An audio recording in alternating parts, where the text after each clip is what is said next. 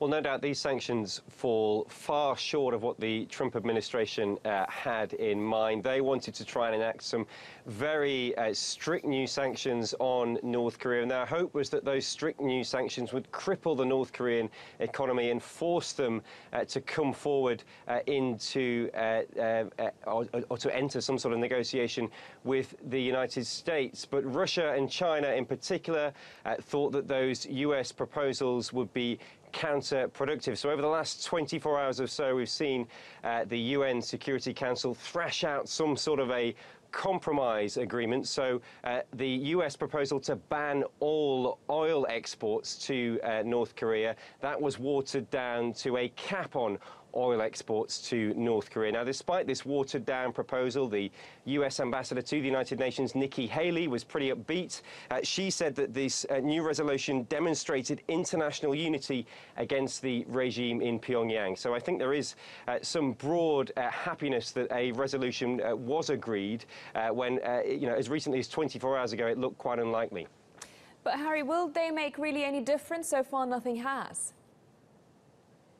Well, I think the US will hope that if these new sanctions are enacted properly, then they can perhaps, possibly force North Korea to enter into some sort of negotiations. But in truth, there's no easy options here for the United States. This resolution does call for a peaceful diplomatic and political means to try and resolve the crisis, and that means through negotiations. And there's been lots of countries at the UN Security Council have called for the US to enter negotiations over the past few weeks. One final point, which I think is quite important, the very fact that Russia and China have agreed to stricter sanctions on North Korea, I think does reflect the growing concern at the UN Security Council about the nuclear threat and about the risk of a possible conflict. And I think there is a sense that there is an urgent need now to try and find some sort of peaceful solution to this crisis. Thank you for that, Harry. That was the US reaction. And let's cross over to Joseph now, who's in Seoul. So the United Nations Security Council adopted a new resolution against North Korea following its 6th nuclear test. Can you give us the details on how this may impact North Korea?